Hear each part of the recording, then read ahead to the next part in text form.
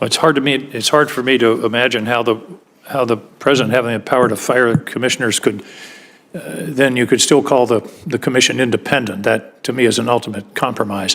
Let's talk about the central reality that we're facing today, which has been mentioned several times, and that is the incredible increase of demand of electricity. The chairman in the last hearing that we had indicated some data that we're looking at 2% a year increase in demand. Over 10 years compounded, that's a 30%. That's a staggering increase. The question is, there are two issues. One is the power availability, and the second is time. How soon can it come? Ms. Sweat, what's the cheapest form of electricity generation today in the country? Thank you for the question, Senator. I have not looked into that issue, but I am happy to look into it and answer any questions. Well, I'll help you. It's wind and solar by a mile, by a factor of 2. The fellow who left here under difficult circumstances actually was correct. The cheapest form of energy today are wind and solar by a long shot. Do you know, let's take a case study, Iowa. Any idea how much wind power supplies to the economy of the electricity supply of Iowa? No, sir, I don't know those specific numbers. 60%. Iowa is the 15th lowest electricity cost in the country, and in the past year, as we've already learned, average electricity prices across the country have gone up between 6 and 10%. In Iowa, it's actually gone down 0.5%. The point is, you both have talked about being agnostic. I hope you'll hold to that, because we can't ignore the reality around us that this administration is extremely hostile, and that's a mild term, to renewable energy. And yet, and the second point, as I've talked about price, is speed. There's no question that wind and solar are the quickest to deploy. Senator Heinrich mentioned if you wanted a new gas turbine plant today, it would be about 7 years between permitting and the fact that there's a 5-year wait time for a turbine. A major solar project can go online in a year and a half. So I just hope that you all will be true to your word today and not follow what amounts to an ideology that says we can't have wind and solar. Mr. Lacerte, will you commit to being agnostic as to energy sources and focus entirely on reliability, cost, and availability? Senator, the Federal Power Act requires that a commissioner be neutral in those decisions, and I commit to following the law. And I think I want to emphasize again, speed is an issue here. This demand growth that we're seeing is going to be taking place in the next 2, 3, 4, 5, 6 years. We don't have 2, 3, 4, 5, 6 years to somehow conjure electrons out of the sky. Actually, we can conjure them out of the sky if we're talking about solar power.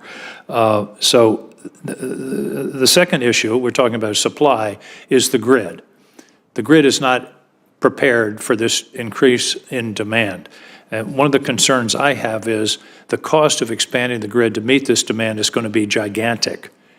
And we have to be sure that the expansion of the grid is done in a cost-effective way, and that's where FERC comes in, and that's where what I call GETS, grid-enhancing technologies, come in. Ms. Sweat, talk to me about utilizing grid-enhancing technologies as opposed to simply building in the old way and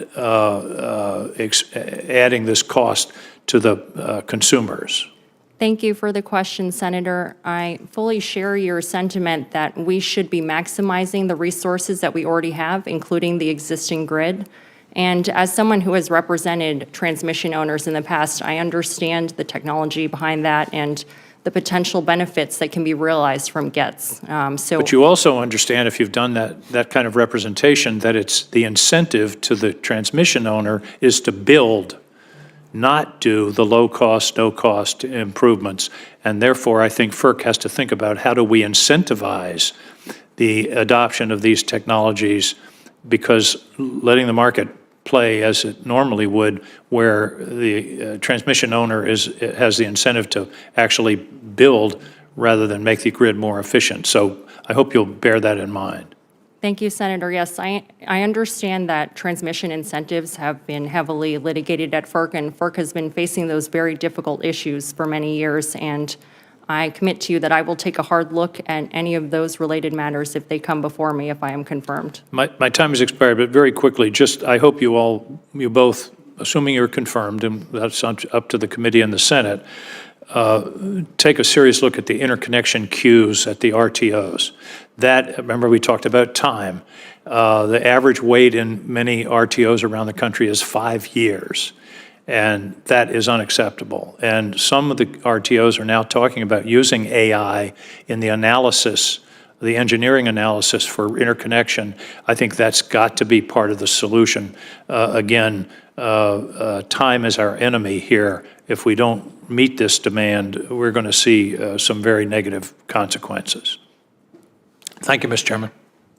What you just saw wasn't just a moment of awkward silence. It was a revealing snapshot of where America's energy conversation really is. Senator Angus King asked what should be the most basic, foundational question for anyone stepping into a federal energy role. What's the cheapest form of electricity generation in America today? And the nominee couldn't answer. Think about that. Someone up for one of the most important jobs in shaping the nation's energy future couldn't name the single most important factor driving affordability for every household and business in this country. Senator King didn't let it slide. He reminded everyone of a truth that too often gets buried beneath political talking points.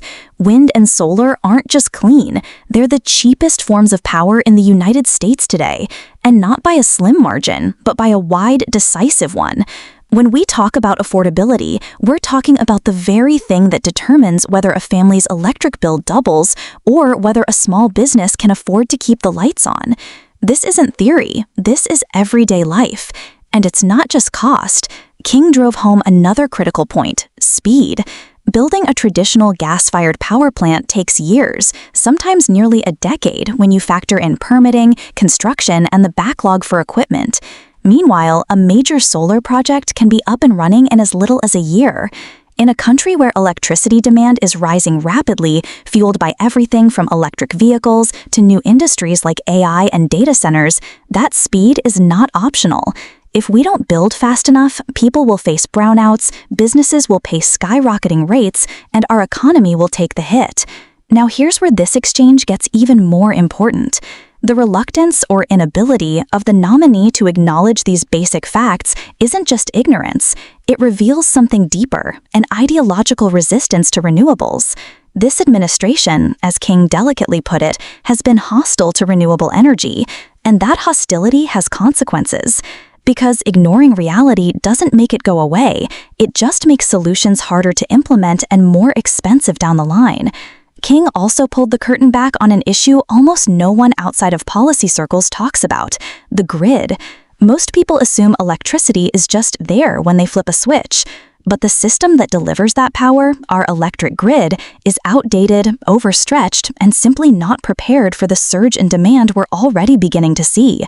Expanding the grid in the old, traditional way, just building more lines and infrastructure, is astronomically expensive, and guess who pays for it? Consumers, you. But here's the kicker. We already have technologies that can make the grid more efficient, allowing it to carry more electricity without those massive costs. They're called grid-enhancing technologies, and they can save billions. So why aren't they widely used? Because utilities often make more money by building new infrastructure than by upgrading the old. Their financial incentives don't align with the public good. And that's exactly where FERC, the agency this nominee would help lead, comes in. They can set the rules, create incentives, and push utilities to do what's smarter and cheaper for everyone. This is why King's line of questioning mattered so much. It wasn't just about catching someone off guard. It was about exposing the stakes, whether our energy future will be guided by ideology and profit motives, or by facts, innovation, and the real needs of everyday Americans. Because make no mistake, energy policy is not abstract. It determines how much you pay to heat your home in the winter, how competitive your local businesses are, and whether our nation can keep up with the world's growing energy demands without crippling the economy or worsening the climate crisis. And let's be clear, America has everything it needs to succeed. We have some of the best wind and solar resources in the world. We have the technology to modernize the grid. We have entrepreneurs and engineers ready to scale up solutions faster than ever before. What we lack is political courage. The courage to set aside ideology, to break away from entrenched fossil fuel interests, and to embrace the reality that the cheapest, fastest, and cleanest path forward is right in front of us. So the real question isn't whether renewables work. They already do. The question is whether leadership at the highest levels will accept that reality or keep pretending otherwise.